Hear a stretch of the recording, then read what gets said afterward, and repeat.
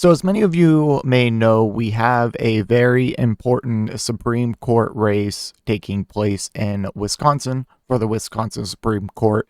And it's very important. And it is the most funded election, judicial election in history. And I think this article that we're about to get into will talk about that.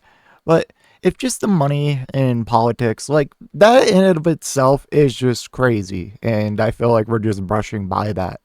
Like, it is such a norm in politics now for like big money to be involved on both sides that now billionaires like Elon Musk can just come out in the open and essentially buy votes. And he does it through, as we're about to read about in cases in the past, he does it through a very skirting around the legal lines, if you know what I mean, way. But like, it just raises a bigger issue. It's like, how is this just okay? I don't care who it is on whatever side. What we're about to read, just this shouldn't be a thing, okay? So, from the AP, Elon Musk hands out $1 million payments after Wisconsin Supreme Court declines requests to stop him.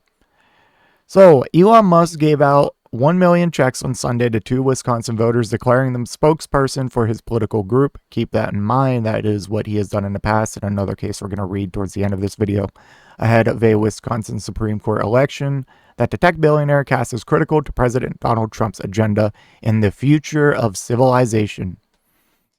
It's a super big deal, he told a roughly 2,000 person crowd in Green Bay on Sunday night, taking the stage in a yellow cheese head hat. I'm not phoning it in, I'm here in person. Musk and groups he supports have spent more than $20 million to help conservative favorite Brad Schimmel, is that his name? In Tuesday's race, which will determine the ideological makeup of a court likely to decide key issues in a perennial battleground state. Musk has increasingly become the center of the contest, with liberal favorite Susan Crawford and her allies protesting Musk and what they say is the influence he wants to have on the court. I think this will be important for the future of civilization, he said. It's that significant. He noted that the state high court may well take up redistricting of congressional districts, which could ultimately affect which party controls the U.S. House. And if the Wisconsin Supreme Court is able to redraw districts, they will gerrymander the district and deprive Wisconsin of 2 seats on the Republican side, Musk said. And they will try to stop all government reforms we are getting done for you, the American people. See, this is messaging that the left really needs to learn from. Okay, to us, it's stupid. We can see right through it. But this speaks, unfortunately, to literally 50% of the country. Elon Musk says this is important, and it is very important for the American people and the reforms they're trying to do. And sadly, majority of people will just accept that. And Republicans need to start doing this kind of messaging. They just need to start saying things, and they can actually say things that are factually true, mind you, instead of just lying and blowing smoke up your ass. So it's just frustrating, and the fact that we're just all casually the world's richest man is donating all or giving all the money to this election. He's openly doing it. This isn't no shadow figure like George Soros that the right always screams about, and then Elon Musk. It's fine. I don't get it. I don't get it. This is so out in the open.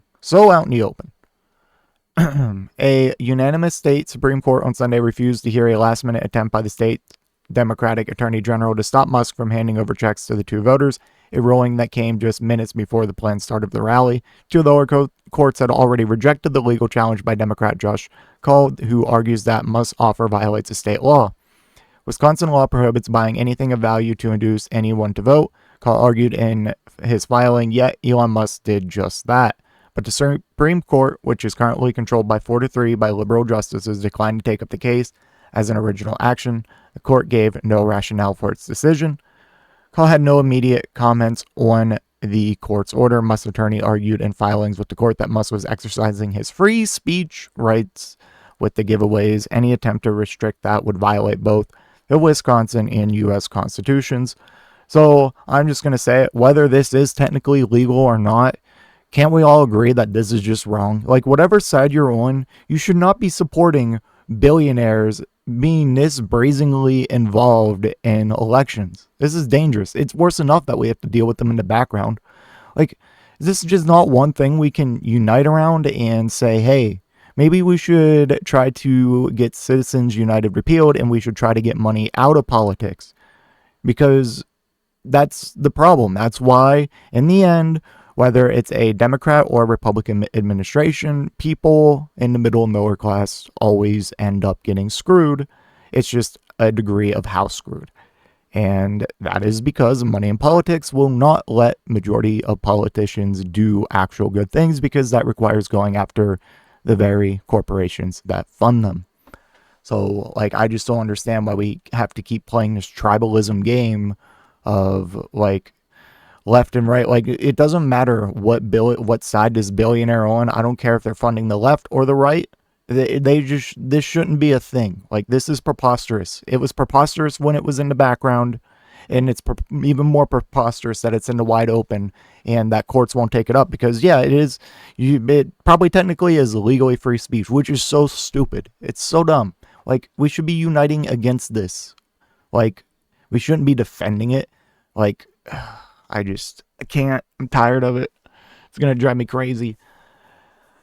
The payments are intended to generate a grassroots movement in opposition to activist judges and not to expressly advocate for or against any candidate, Musk attorney argued in court filings. And that's such bullshit. Like, cue the 50 tweets, probably more than that, about Musk probably smearing the Democrat they're running against, calling them an activist. And like, what they do is any judge who says, hey, Trump, that was illegal, I'm going to challenge that, is an activist.